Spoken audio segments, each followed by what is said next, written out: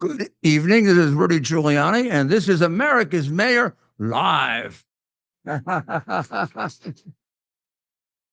We're very alive, and we're in well, officially we're in the state of Virginia, in the metropolitan area where the great historic inauguration took place today. And I do say that because I was present for it, and Dr. Maria was there also. She'll be on a little later, and I do.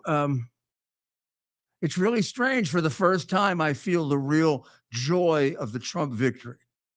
And what I mean by that is, as you know, if you follow this show, we all through the election, way back, we're doing predictions, and then we kept trying to do the predictions in terms of electoral vote, because that's the way the election is going to turn out. I mean, popular vote is fine, but it doesn't mean you can win the popular vote and lose the election. And a lot of people think, well, that means you really didn't win. Well, you focus your strategy on the electoral vote to the exclusion of the popular vote. So when people say, well, Republicans could never win the popular vote, nonsense. I could have won the popular vote for Donald Trump back in 2016. Just have him spend more time campaigning in New York, campaigning in Los Angeles, campaigning in Illinois. So instead of losing them by 20%, he loses them by 10%. And the popular vote will be very different. If you take out New York and California, Republicans have won the popular vote in almost every election. So it's a very strange thing. If you campaign in those places, you would drive up New York, I know best. You drive up the vote in upstate New York, and he would win upstate New York rather than by 2%, by the 15, the 20% that a George Pataki wanted by to become governor. So don't get all hung up on that. You've got to run an election based on the rules of the election. So if you're all worried about the popular vote, you're probably going to lose the presidential election. Well, as you know, from the very beginning, Ted and I and Dr. Maria, and we had Mike involved, and Stephen, and whoever our guests were. Every Friday, we would do we'd give you a status. We go to our interactive map, and we show you who was going to win, who wasn't going to win, at least based on if the election were held right then. And I don't think there was a time that Trump wasn't going to win. Sometimes it was closer. Sometimes it was bigger. You nailed every swing state, Mayor. There was a little ridiculous boomlet for tackling Kamala. And we told you right then, this is going nowhere. That first of all, I doubted whether it really happened. It wasn't just a media created. And Seltzer in the Iowa Des Moines Register. That was ridiculous. A couple of days before the election, she's going to win Iowa by 6%. Democrat hasn't won Iowa by 6% since before the Republic started. Yeah. I don't think it's ever happened. Everybody called her out for that. She retired after. She had to retire. Did Trump sue her? He talked about it. Maybe he should. I think he did sue her. I think he did sue her. So, Mayor, can you kind of go through your day today? Of course, the president. Today was a beautiful day. I loved it. What I was trying to tell you was, so I knew he was going to win the election as a professional, as a person who has, been run in a presidential election, participated in 4 or 5 presidential campaigns at a very high level, run in other elections and participated in those. I consider myself a professional, right? So I knew he was going to win. I was more certain of his winning this election than most elections. But I also had this strange thing, very hard to describe, this fear. Fear, absolutely block, like they're going to steal it from us. And in fact, today I had some interesting conversations with people who had exactly the same thing. I just felt like, well, last time we won. I know we won. I can explain it to you 5 different ways. No need to do it now. and they stole it from us. So what are they going to do this time? And even though by the time I got to election day, I knew they weren't, and I knew they weren't capable of it this time, and I knew that we had done a lot of things to stop them, it was still more of a psychological fear. So then when we won, I felt like, oh, I'm going to go to bed now. I'll wake up really happy tomorrow. I didn't. Woke up relieved, like, thank God we escaped, more communism. And for the last 2 or 3 months, I've been happier than if we had lost, but not particularly. Well, I want to tell you, after seeing him and sworn in, and the speech and the reaction of the crowd, I'm very joyous now, very happy. Actually, it started when I arrived at St. John's Church this morning for the religious service, which was quite beautiful and exactly what we need. As I tell you all the time, we need God back in America. We're not going to have morality back until we have God back. And you don't have to believe in God to accept that. You just have to understand that most people have to, if you want to have a moral society. People need a higher calling, a higher power, a bigger purpose for their life. That's why a lot of times people who don't believe in God move over to cults instead of just act like normal people.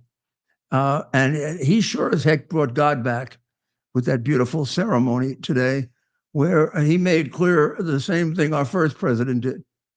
Our first president started the tradition of going to a prayer service before he was sworn in as president.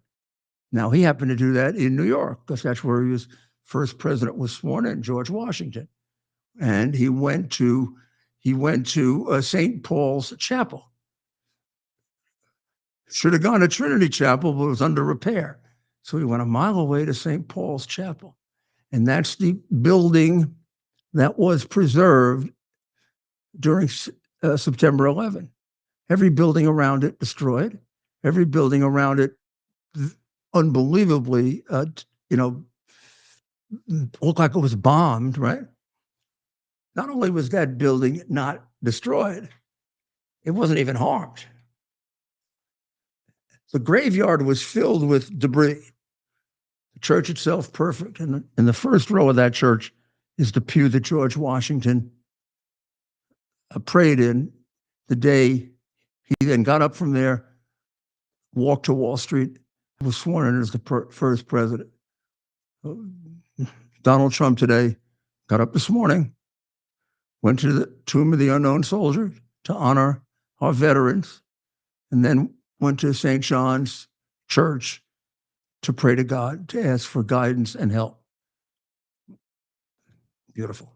Exactly what we need. And then had a ceremony that, although it wasn't outdoors, and there's something about the excitement of its being outdoors, even in the rotunda, that excitement was tremendous. And his speech was, at least for me, one of the best, if not the best, inaugural address I've ever heard, because I'm a policy wonk. And usually inaugural speeches, even when they're good, are more general theme speeches. There isn't the time to go into policy, or at least people think there isn't. So they will give a general theme. Now, he did have a general theme, which is, this is the golden age of America, where America has gone through, if you didn't say it exactly this way, this is the sense he got, the worst 4 years it's ever had. And I think as a political entity, it's the worst 4 years we ever had. Probably the Depression was the worst period we ever had from an economic point of view. And the great world wars were probably the worst in terms of our loss of life in the military. But as a political matter, our political system has never been as shattered as it was over the last 4 years. And our political system includes our legal system. I mean, our legal system is the envy of the world. Very often characterized by statements like, it isn't perfect, but about as close to perfect as you can get. And that's really true because of that emphasis on people being treated equally. When you come before the court of justice, it doesn't matter if you're rich or poor, race doesn't matter, certainly not political preference. And all of a sudden, our legal system became like the legal system of Venezuela or the legal system of the former Soviet Union or Nazi Germany or present China. It was based on politics.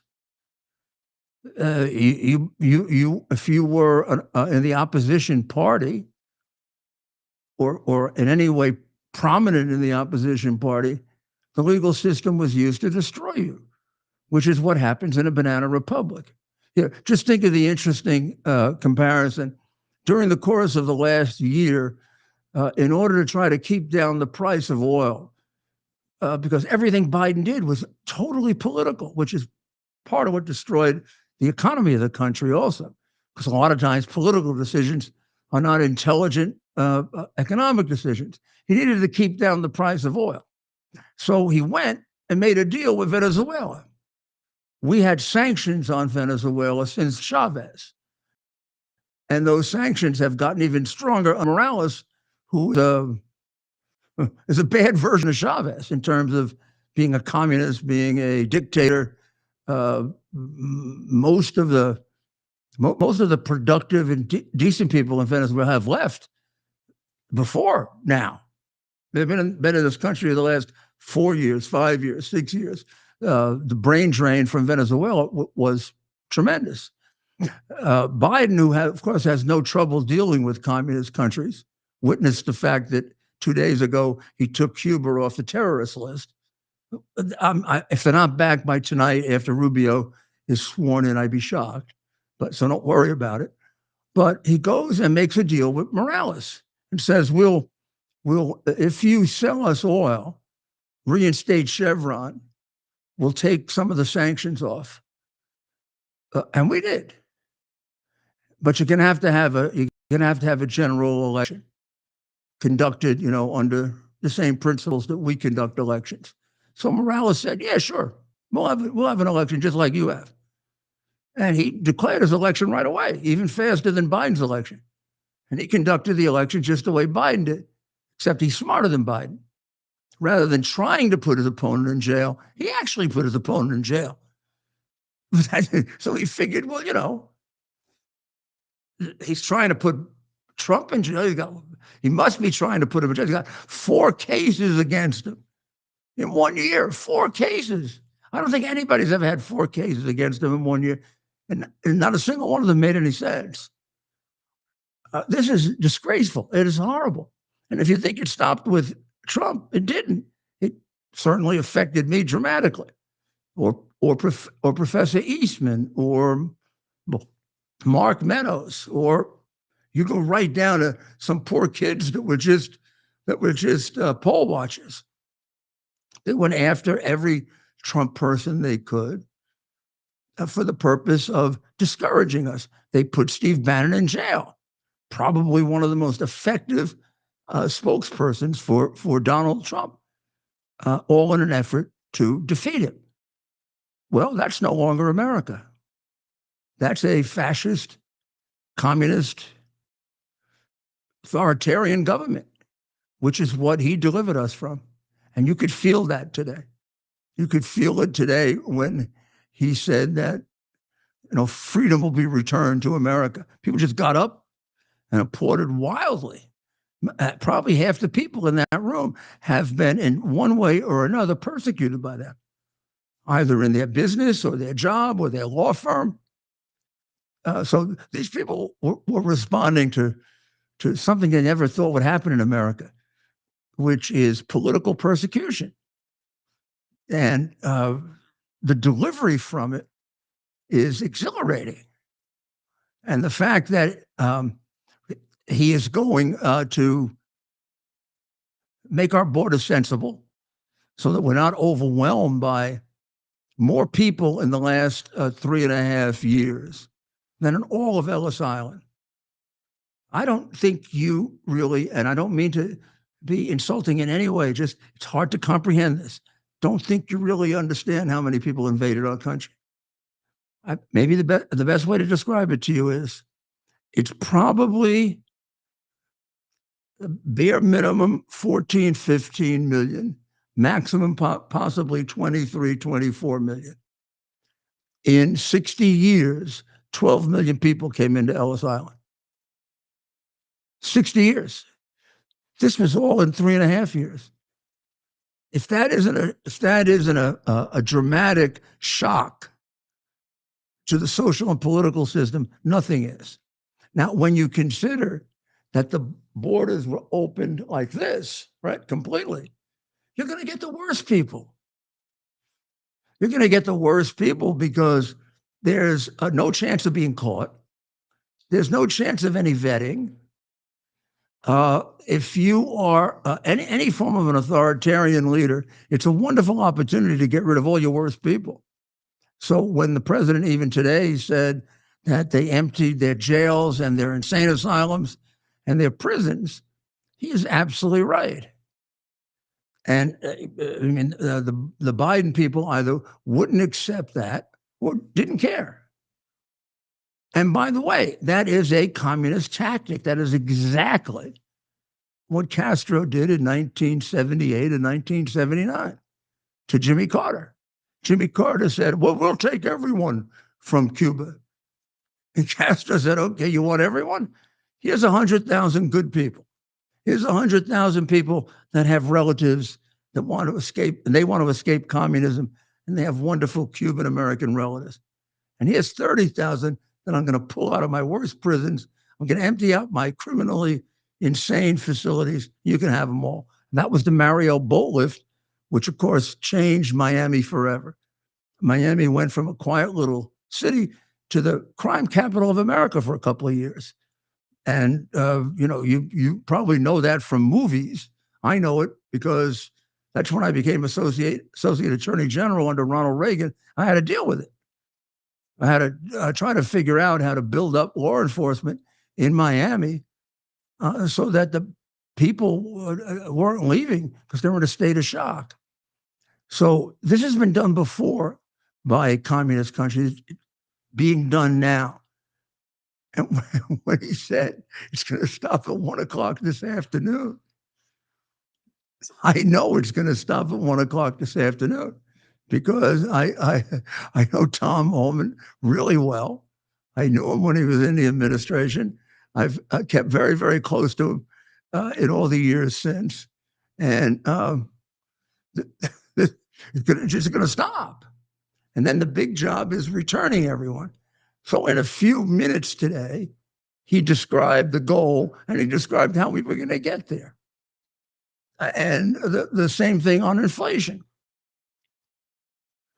So that's why I'm saying it's probably like a mini State of the Union speech, a short version, the short version of the State of the Union. I think it was really necessary for the morale of the American people to hear not just a bunch of political platitudes, but to hear how the problems that are worrying you so much, how this is a man and an administration that's actually going to focus on those problems and going to commit itself to solving them.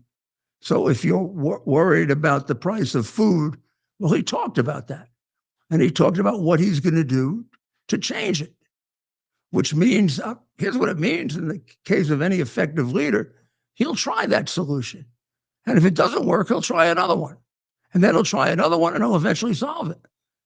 But you cannot solve problems unless you accept them. And the last 4 years, they've denied every problem. Every time someone would get a chance to speak, particularly the completely lying son of a bitch Mayorkas, he would say, the border's secure. Meanwhile, 10,000 people are coming over the border in El Paso, Texas, and killing people. The Trans-Nicaragua gang actually became the fastest growing organized crime group in America. Took over the Bronx, New York, took over in Los Angeles, took over a little city of Aurora, Colorado. And they are committing crimes from fairly minor crimes to rape, murder.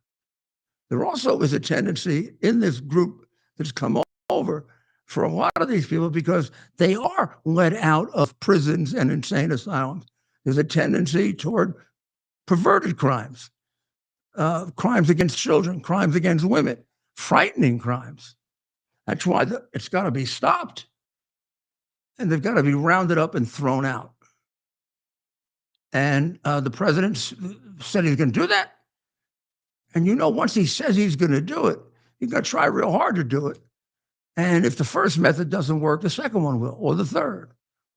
And the same thing with bringing the price of food and the price of gasoline and down.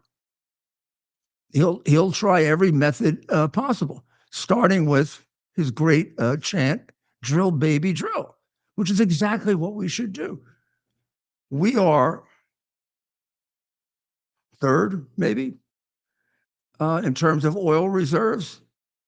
We're second in natural gas reserves. Yes, United States. We don't have to depend on anybody. We don't need Saudi Arabia. We don't need Canada. We don't need. We've got plenty of oil for ourselves here in the United States, and we've got more than enough natural gas for the United States and elsewhere. And Trump had gotten us by the third year he was in office to energy independence.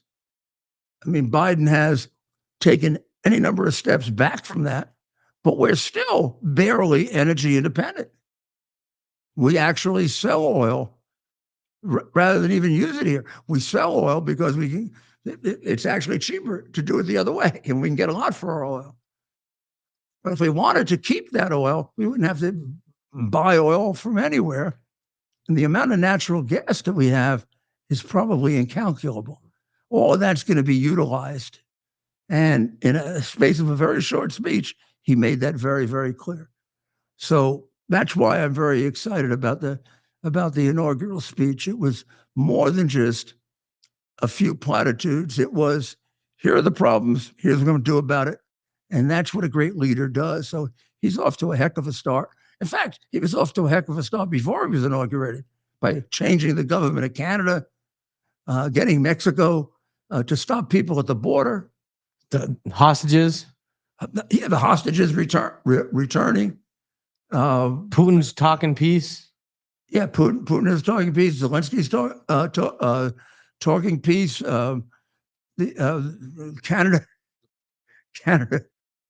Canada's going to have a new leader. Well, we'll be back very shortly, and we'll have Dr. Maria with us, and we'll talk about the inauguration, give you a couple of memories of it so that you can relive it when you watch it, parts of it tonight on the news. We'll be right back. Are you ready for some action? I'm ready for action. Get the Elite TV plan only through the portal. 218 channels, and it's only $69.95 a month, Wow. including your free portal. That's cheaper than everyone else. Your favorite sports, movies, news, Wow. even daytime dramas. We're talking about ESPN, OAN, Newsmax, Wow. channels you can't get anymore in certain areas. Compared to the competition, this is a way better deal. Endless selection. Not to mention all the free music channels. There's over 700 premium and classic movies all ready to go. Wow. Plus, they got catch-up TV that allows you to go back and watch what you've missed or want to watch again. Cut your cable in half and get twice as much for free. Way more channels for half the cost. After the first year, the subscription then drops to $57.95 monthly, Wow. where you change or upgrade anytime. Go to QUXNow.com and get yours today. Use promo code RUDY. Act fast. To celebrate the new year, we're having the biggest sale ever on overstock clearance and brand new products. For example, save 60% on our Goose Down comforters, the best comforters ever. They go perfectly with our MyPillow bed sheets and duvet covers. Save 25% on our brand new kitchen towels.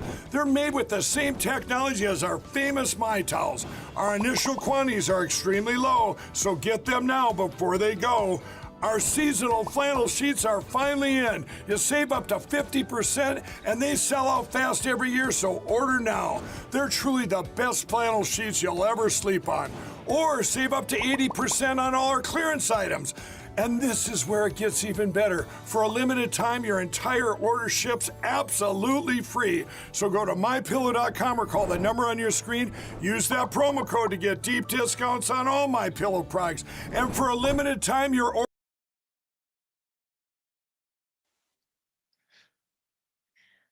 Welcome back to the Rudy Giuliani Show, where we America's Mayor Live. We are America's Mayor Live.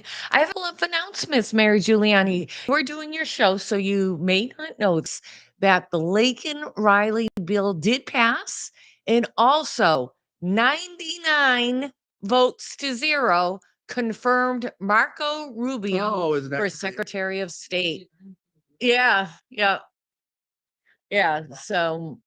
So his Senate friends really rallied behind him, which I thought was good. Yeah, well, that's good because he was a very, very good senator. He Very, loves you very. there. Whenever he sees you, what does he say, Ted? Oh, Rudy, he helped me so much, and he just didn't want to stop campaigning or something like that. Yeah. Marco Rubio. Yeah, that's right. And he said it again just the other night.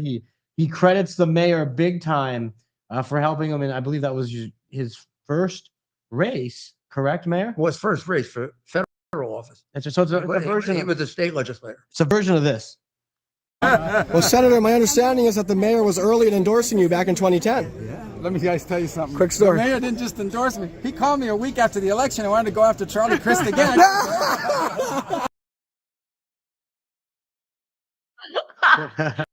I love it. It's perfect. Yeah, I'm going to ask him. Charlie, that must have been his opponent, Charlie Crist.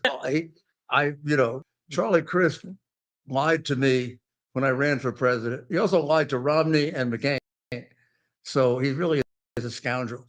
And but I endorsed him. I was actually the second person to endorse him. Bush was the first. I was the second to endorse him. And he was behind by a lot. And he ran a great race. I mean, yeah, I helped him a lot, and Jeb helped him a lot, and the White House obviously did because of Jeb. But he was just a really fine candidate. So yeah, Seems we like a helped him, nice guy too. But he's it's easier to help a great candidate than it is a weak candidate. Gina met That's him in right. 2015, he was running for president, and I knew his campaign manager, Jim Merrill. And I was CEO of a hospital, and Marco, it's busy being, as you ran for president, really hectic in New Hampshire. The press is everywhere. We're the first in the nation primary. And he wanted to hide out for a few minutes just to catch his breath. So Jim called me, and so I let Marco Rubio stay in my conference room for a little bit, and I was going to leave him alone, but we got in a fascinating conversation. At that time, heroin was Right. really, really bad, and he was talking about it in his districts, and so he ended up not having private time. But he had an interesting conversation Yes. with a beautiful woman. Oh, geez, thank You know you. Well, we had a fun day, Mayor I Giuliani. think you put this here, I right? did. That was your seat at the rotunda for the swearing in ceremony. Of course, you were a personal guest of President Trump. And so I thought I would save that for you as a memento. That is so nice. And here's the well, the day started. Let's tell them how the day started. This has gotten a little wrinkled up from the day started at St. John's Church, Yeah, Episcopal Church. which goes back to Oh God, the 1800s, right? it goes back to 1815 Yeah, to serve as a parish church for Episcopalians James. residing in the neighborhoods in the west end of the District of Columbia. And it was consecrated on December 27, 1816, beginning with James Madison. Every person Yeah. who has held the office of President of the United States has attended a service of the church. Several presidents have been communicants. It's often referred to as the Church of the Presidents. Pew 54 is the president's pew. Yeah, And it was lovely. it was a beautiful ceremony. Small sized church overall, beautiful. The choir was spectacular.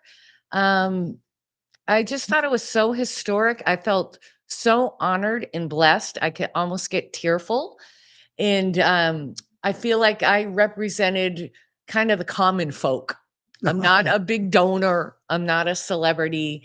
And to get an invite by the president of the United States is quite the honor. And to be in that church and then to go to his swearing in. And on the way out, he acknowledged you. Yes. Yes. Yeah. Yeah. We're Uh, buddies. You know, we have a mutual love, and that's Elvis Presley. and whenever you're at Mar-a-Lago, he plays Elvis Presley. He plays Elvis Presley, or when he sees me, he tries to play Ave Maria. Yes, he loves Ave Maria. Yeah. That's just one of his Yeah. favorite, one of his favorites, and of course, Nessun Dorma, Yes. Pavarotti, It is Nessun beautiful. Dorma. Nessun Dorma. And his tenor today Yes. was Chris. magnificent. Yep. Now, did he sing it? I don't think he sang at the church, though. No, he didn't speak at the church. He sang 2 places though that we saw I'm him. surprised. I'm surprised he didn't sing at the church, and they didn't do Ave Maria. Did the choir do Ave Maria? No, I don't think they did. I don't think so. But it's really, really lovely. I have to say, when the meteorologists were talking about how cold it was going to be in Washington and they had to be moved inside, I thought, I'm from New Hampshire. What the heck are they talking about cold? The cold is so bitter because of the wind chill. It goes right through you.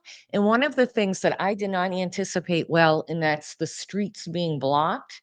So I had this dress on for the rotunda, which I was fine in the rotunda. I was fine in the church because I didn't realize we had to walk so far Let's realize out of the Capitol.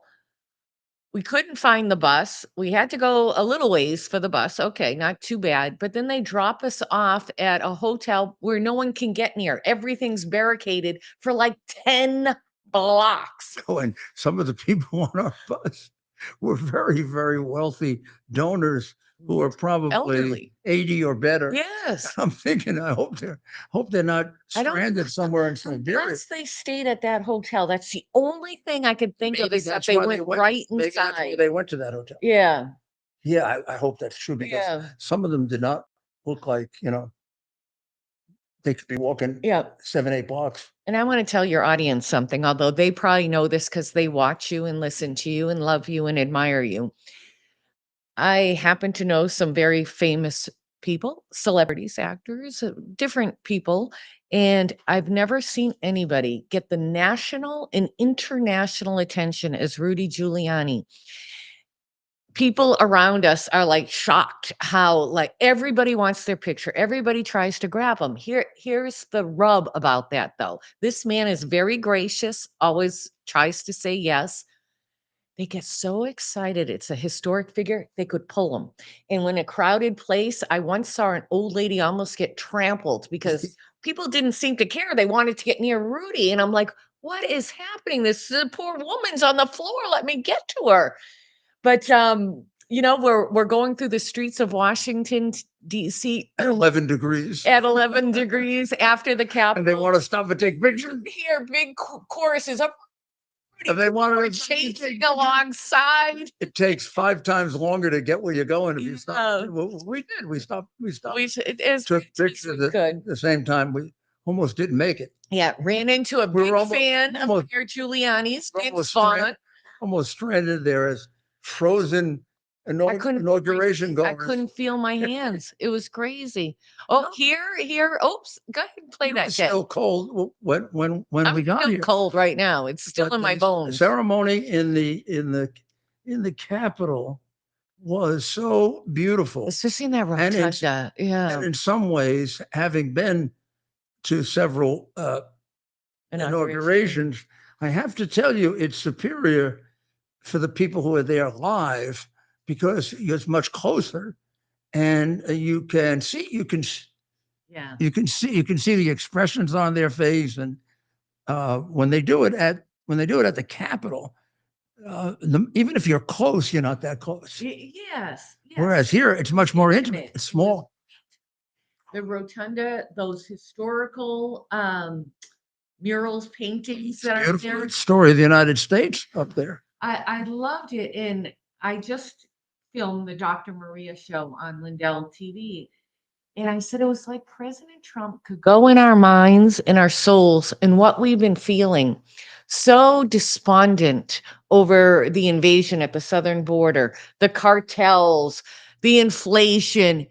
And he spoke about it, not in a way to like get Biden, just in a factual way. His tone was much lower. He spoke in facts, but we related to it, right? We've been living in it. And then he would say how he's gonna fix it. The crowd kept getting up, even in the rotunda. No, it got more as the way it should in a good speech. As the speech went along, the crowd got more and more engaged, Yeah. more and more engaged, more and more engaged. And toward the end, they might have just stand up. They were jumping up Oh, at everything he was yeah. like drill baby drill. They Yeah, went yeah, crazy yeah. when he said that. Surprised that got more, although I jumped up when he talked about free speech. And here's Yeah, the funny returning thing free about speech. this. Half right? the people there have had their free speech abridged by So the guy sitting next to him, Biden. So here I could see in plain view Zuckerberg, who banned President Trump for 2 years. He was there. Jeff Bezos, whose paper, the Washington Yeah, Post, beat is the hell out of tracking him, radically lied left. about him constantly. The guy, I always forget his name, the CEO of Google. He censors people to this day. I never use Google. I use DuckDuckGo. You Google anything, it's going to come up a left-wing perspective. And when he said free speech, I had to contain myself. I did jump up, but I wanted to point and say, "Oh, you mother." Isn't it the same? I don't know if we can find him. Usually Musk. There's something about Musk like a cheerleader. The way I think I have it right. When he said free speech, he was yeah. That's how he did. Just exactly like that. That's funny. Yeah. but It was monumental, to say the least. it really was monumental, and to see his beautiful family there. Yeah. They were Looking so stylish. his- Right. What a Ivanka looked stunning. the thing about him that was always terribly understated, underrated, not considered enough when they would try to do the things. What a good father he's been. Yeah. No, it is true. And grandfather. It is true. Right? How many times do we see him His- golfing? and grandfather, and Yeah. for a situation that was under a lot of stress because of the relationships. But I mean, also great to his wives, Yeah. that they were able to put aside whatever differences they had and have children grow up quite normal. Yeah. Yeah. Yeah, very much so. And of course, everybody before the ceremony, even these senators, Congress people, they all want pictures with the mayor. And I see the mayor kind of paying attention to his phone. He goes, Biden just pardoned his family. That was right before the ceremony. Right before he came there, he did it at 11 something. Yeah. Right before Trump. Must have been right before Trump arrived at the White House to drive over. Oh yeah, it had to be. Yeah. I mean, imagine Because I don't think he was aware till after the ceremony. I don't think President Trump was. President. The president spoke about at the convention center, but a president pardoning his entire family Preemptively. it kind of proves the title of my book, The Biden Crime Family. Family. Yes, get it on Amazon or Skyhorse Publishing, The Biden Crime Family. What's odd about this, on my show, I played 3 clips of Democrats complaining that Trump was going to do preemptive pardons in his first administration and how constitutionally it's not going to hold up in court. I had Biden on tape. Raskin's one of the ones who got a preemptive pardon. Schumer didn't get a preemptive pardon, but all the January 6th committee members did. What about Shifty Brothers?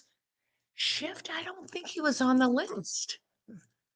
He was at the ceremony today, and I just wanted to go and like fling something at him. I don't know. It was like an urge. I don't know.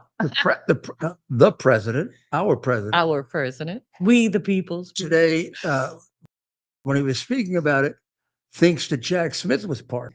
I don't think he was. You know, that's right. He was not, but when did he say that? Was that tonight he asked about that at the center? Well, the president said The Catholic Jack Smith, Center. and I think Jack Smith was part. Oh, no. That's not what he said. He said, oh, was Jack Smith on that list? Yeah. That means to me that he might be looked at. Jack Smith might be There's looked no at. doubt he'll be looked at. There's no doubt he looked at it. Seriously, with your lawyer hat on, you are the most brilliant attorney of our century. Really, you had more prosecutions than any other prosecutor, much more success than anybody. What is it's the preemptive. There's no crime yet, or no. Well, that's why the constitutionality of it is in doubt. Makes sense. The biggest thing that you would argue in favor of it is the word pardon is there unqualified. The president has the power to pardon.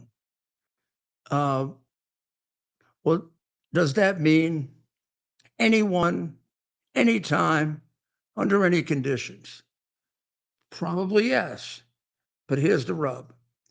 The word pardon, as is true of other words in the Constitution, when you look for a definition of it, you have to go back to English law. And specifically, when they were incorporating a pardon power for the president, they were comparing it to and wanted to be the same as the pardon power of the king. Now, the king could not pardon for unknown crimes. Is that in the Magna Carta? It's not in the Magna Carta. It's in all great literary, like Blackstone and all the great literary works. English law developed differently than ours. English law developed by the courts, not by a legislature. The courts originally defined murder. They originally defined theft. And then they defined the exceptions to it. Eventually, the Parliament came along and passed laws. So the concept of pardon was developed in the courts, and there were some limits to the king's pardon power, because believe it or not, the concept of pardon in English law comes from the sacrament of confession. It is considered similar to the sacrament of confession. You acknowledge your sin, you promise not to sin again, and you're forgiven. Yeah. But you can't be forgiven unless you acknowledge your sin. Yeah. And then you need the act of contrition. You can't go into a confessional and say to the priest, forgive me. Yeah. Priest has to know what he's forgiving you for. Yeah. Well, the same thing was true with the king. The king had to know what he was pardoning you for. How would this end up in court? So say the Department of Justice finds, I'm going to make this up, Raskin broke the law. He's got this blanket preemptive pardon. Does it now go to court? Yeah. Because there's nothing written on that. The Justice Department would have to take the risk, and it would have to adopt the Office of Legal Counsel, would write an opinion, assume they come out the way a number of law professors do, that a pardon does not include a pardon for all crimes known and unknown, particularly the unknown ones. And because that was exactly the definition of it at the time it was put in the Constitution, they'd have to bring that case. Raskin or whoever was indicted would have to challenge it, that it's unconstitutional. And then it would quickly get to the Supreme Court. Supreme Court would decide. And I think it'd be very, very close. It would be the interpretation of the Constitution as against years and years of sort of an understanding that the pardon power, that it's complete. But of course, this has never been decided either way. The Supreme Court hasn't decided that a preemptive pardon is constitutional, hasn't decided it was unconstitutional. So how can that be challenged, Mayor, at this point? Well, the Attorney General would have to ask the Office of Legal Counsel. The Office of Legal Counsel is like think of a corporation. It's like the general counsel for the government. Each agency has a legal counsel, but want to go beyond that agency for an opinion that's wider and broader, you go to the Office of Legal Counsel, which is in the Justice Department. And the Office of Legal Counsel tells agencies, this when the court hasn't done it yet, this is constitutional, this is not constitutional. Or if the president has a question about constitutionality, then his counsel would give it to the Office of Legal Counsel. For example, the rule that you can't indict a sitting president comes from two opinions of the Office of Legal Counsel. One in the Clinton administration, Mhm. the other, I think, in the Bush administration, I believe. One of the Republican, one of the Democrat. Both of them concluding that the Constitution, because of the impeachment power, doesn't allow you to indict a sitting president. Court has never decided that. So that's interesting, considering all the preemptive pardons we saw today. Yeah. Uh, I think they will Just a be long challenged, list. especially the Department of Justice has to look into the Biden crime, have to. There was so many red flags on over 150 different accounts, all the different LLCs that they did money laundering through. How, I don't know. I feel like if we don't hold people, it's not going after your political enemy. It's holding people to account to the law. And if we keep when we let Hillary have a pass, that's political. You know, it really is disgraceful, given the things that the Bidenistas and the Biden cabal did to Trump in manipulating the law Yeah, making and up indict stuff. him for Yeah. things that aren't even crimes, or all the people they've gone after and indicted, that they are now ensuring that they won't be. Yeah. It's like we can commit crimes like crazy and you can't touch us, but we can go after you for crimes that never even happened. Mm. And they've ruined our justice system as a result of that. And it has to be fixed. And the only way it can be fixed is by not a lot and not crazy prosecutions, but ones that are really demanded, that are really necessary. And I think that's going to happen. I have no doubt that Pam Bondi and people she's surrounded herself are not going to shirk their responsibility of going after the people that they have to go after, maybe even challenge this pardon power. We'll be back very shortly. Here we are, pretty much at the beginning of the process here at this pristine, I call it a laboratory. It's not like a factory, it's like a hospital. This is the beginning of the process for roasting. Deep green, very good quality. Most people don't use this quality. We deal with small farmers because they like to know who we're dealing with. They give us the highest quality, all organic, non-GMO. You should know all Arabica beans, no Robusto, all Arabica. They're going to go into the roaster and it'll get roasted for about 20 minutes or so.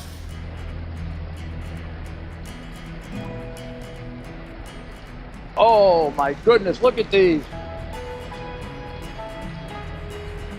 My goodness.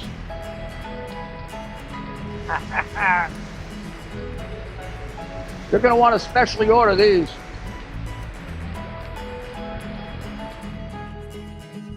This is what goes into Rudy's coffee. The Tunnel to Towers Foundation delivers on its promise to do good and never forget the sacrifices America's greatest heroes have made for us. Heroes who risked their lives to keep our communities and our country safe. Heroes like United States Marine Corps Captain and pilot John Jeremy Sachs. Captain Sachs sustained fatal injuries when his military aircraft crashed during training, killing him and 5 other service members. He's remembered by loved ones as courageous, brilliant, and devoted to his career, family, and friends. John is survived by his wife, Amber, who gave birth to their second daughter 3 months after his death. Tunnel to Towers paid the mortgage on the family home for Amber and their 2 daughters. The foundation has helped over 1,000 military and first responder families navigate the worst of times by removing the burden of a mortgage payment. Our nation's heroes and their families need your help now more than ever. Donate $11 a month to Tunnel to Towers at t2t.org. t2t.org. That's T, the number 2t.org. t2t.org. Please.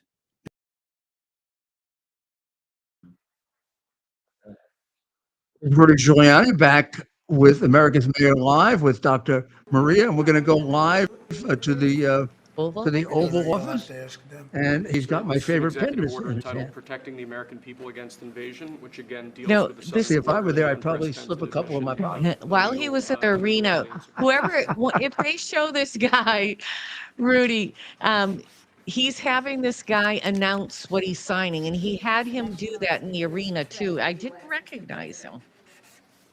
Now, for people who've never been in the Oval Office, it's smaller than you think. It's actually a small room, very historical room. I don't think I'd say small. Well, It's smaller than you think. than you would Because think. you have monumental Yeah.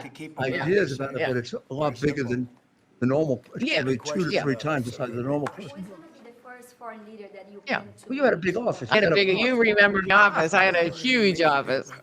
President's office. And it doesn't even feel real, right? When you're in it, because you see it in movies or on other sets, where it's like it almost feels like a set, right? Yes. For me, it was a weird. You're right. It's a weird. This is the you actual go Oval in- Office. Now, I have a little This next order story relates to the tell. definition of My birthright father, citizenship he under hates the 14th story for Amendment some of the reason, United but it's States. the truth. So Trump's first administration, first time in the You have to show Oval the Office. picture. Remember the picture of John and his dad, President Well, Kennedy's? a lot of people won't remember it. Yeah, but they might remember the John picture. Kennedy was in the White House. His son was what, about 4 years? Oh yeah, little toddler or little tyke. And you see him coming out of the desk. So like there's space underneath it. So I'm looking at President Trump's desk and it looks solid. And so I questioned the mayor. I said, Mayor, do you think they changed the desk? It looks like the Roosevelt desk, but where would John have come out? So I'm looking around, making sure President Trump's not in the room. Nobody's going to see me. I go under the desk, and there was a little kind of hidden She drawer. got under the desk and crawled in. They came out. It came out. It came out of the president's desk underneath. And if he You know how if John he came in, did he it? would have loved it. I mean, she's all worried that he might come in and see it. It was a Christmas party, so I was all dressed up. He would have loved it. I mean, you should show him the picture sometime. I You're should. afraid to. You should show him the picture sometime. He'll laugh. He'll laugh. Yeah. Look at the smile on his face. So can we hear it? Who knows what he's doing right there? Oops, what is that? Somebody left him a note. Maybe that's Biden's note. You know, every president leaves the prior president a note. It'd be funny the if it's a prior love note president- from Jill.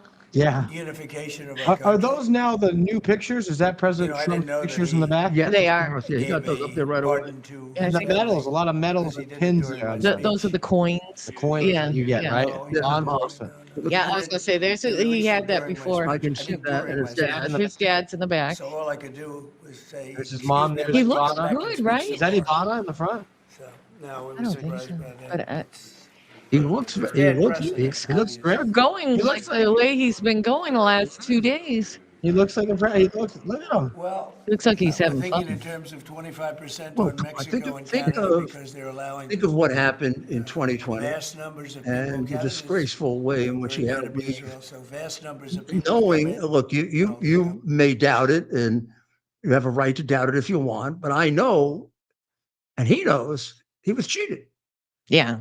I mean, I can almost tell you what he won the states by. By the way, very similar to what he actually won them by in 2024. We can go back and remember all of those swing states that he won this time. They took from him last time. Yeah, that's right. And remember, the night of election, he was ahead in every single one of them. Yeah. What are the odds that you're going to stop counting? The guy's ahead in every one of the states, and then in every one of the states he loses. He doesn't even win one. Yeah. In like Pennsylvania, mathematically, he couldn't have lost it. But we all woke up the next morning. 800,000 votes ahead Yeah. in Pennsylvania, Yeah. except in Philadelphia, the art of voter fraud is it's a profession. Everybody else are amateurs. They're professionals at it. They cheat in elections. They don't have to keep in shape. And Detroit's pretty close up there too, Mayor. We don't know that. Detroit's Detroit's not. Atlanta is Detroit's the one that covered the windows, right? I not see what we're doing. We're cutting the shirt. We're gonna cover up the windows. Yeah. Atlanta, Covered up the windows. and Atlanta, yeah, I mean, Chicago, so he's what a vindication, right? New York. they did the whole January 6th hoax on him. The Russian collusion hoax didn't work, so they tried that one, and that worked for a while. and Dr. Maria, why would you feel the need to pardon an entire special committee in Congress and their entire staff on an investigation? The committee are a bunch of criminals. The committee are also That people. would have exonerated a lot of people. Remember, those people are the people that attempted to have him thrown out of office based on a completely fraudulent charge that Hillary Clinton paid for. And they all knew that Hillary Clinton paid for the Russian collusion story. She paid over $1 million for it. And then they used it to try to remove him from office. Now that's pretty close to treason. And they all knew it. Biden knew it. Obama knew it. Shifty Schiff knew it. Remember, Shifty Schiff said, "I've got 2 witnesses who have direct evidence of his being involved in collusion." Well, where are they? What happened? They disappeared? Where are they, Schiff? I mean, the guy is a massive liar. These are all the same people.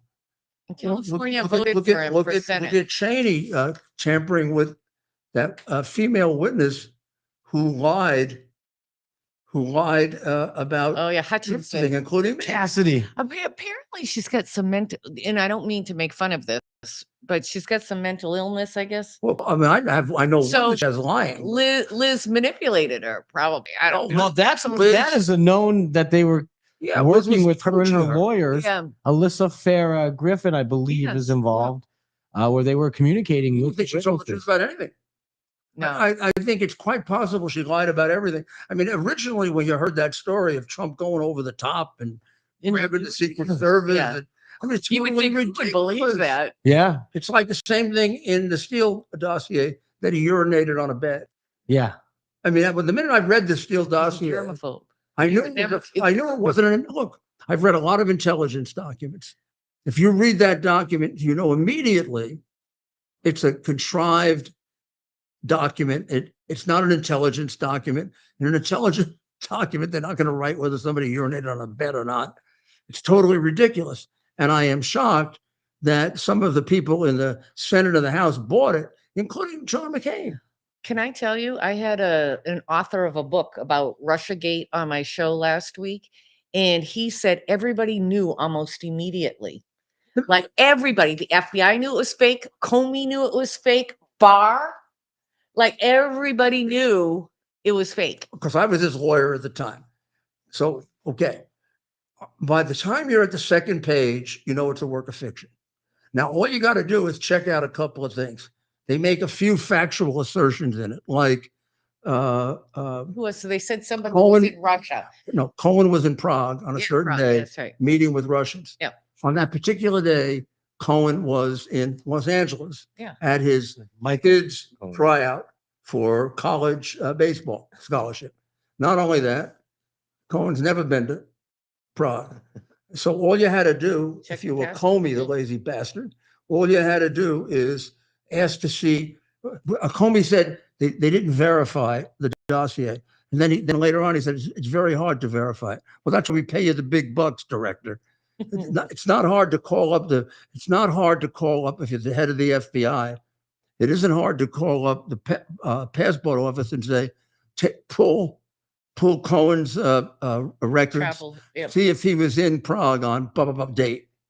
Or they also have another one where they said they went to a consulate in Miami to get something.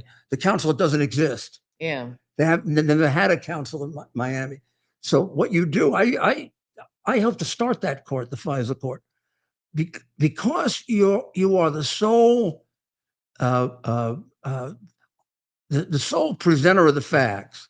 The facts are not challenged by any opponent, and you are taking tremendous liberties with a person's privacy. And you're tape recording everything they do. You're watching everything they do. you've got to feel an extra burden of being accurate. So you go out of your way to corroborate. Now, I hired Comey. Comey knows that. So when he wrote down that it was verified and put his signature on it, he was lying. He should be in jail. He right knew now. he lied. Well, it's been great, great day. The events are not over. Thank you, Mayor. Tomorrow we'll give you a list because he's still doing it. I hope he gets to go to the polls. He may not make it. He may He not may make even it. work his way through. No, he may sign the car. Yeah. Oh yeah, no, yeah. I mean, I've seen him. He's got thousands I've of seen him waiting for him. at things these of balls. each place. 12,000, I think, at Liberty. That's what I heard. Yeah. What? More? Yeah, 12,000. They might as well put it at They might as well put it at Capital One. Yeah. Might as well just keep the. Hey, 12,000 people Yeah. at a ball. 30 p.m. But anyways, you're gonna All right. Okay. Well, Give us a quick message on this for great the day. best day in a long time in American history, this will be one of the great days because this will reignite the golden age of America. Yeah, that's And yes, he wants to make America great. He can make it even greater than he thinks. Yeah. Believe me. And the talent he has around him will ensure that. Yeah.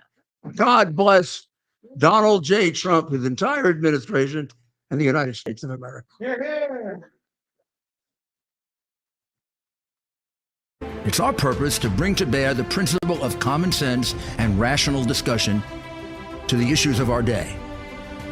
America was created at a time of great turmoil, tremendous disagreements, anger, hatred. It was a book written in 1776 that guided much of the discipline of thinking that brought to us the discovery of our freedoms, of our God-given freedoms. It was Thomas Paine's Common Sense, written in 1776, one of the first American bestsellers, in which Thomas Paine explained, by rational principles, the reason why these small colonies felt the necessity to separate from the Kingdom of Great Britain and the King of England. He explained their inherent desire for liberty, for freedom, freedom of religion, freedom of speech, the ability to select the people who govern them. And he explained it in ways that were understandable to all the people, not just the elite. Because the desire for freedom is universal. The desire for freedom adheres in the human mind, and it is part of the human soul. This is exactly the time we should consult our history. Look at what we've done in the past and see if we can't use it to help us now. We understand that our founders created the greatest country in the history of the world, the greatest democracy, the freest country, a country that has taken more people out of poverty than any country ever. All of us are so fortunate to be Americans. But a great deal of the reason for America's constant ability to self-improve is because we're able to reason, we're able to talk, we're able to analyze.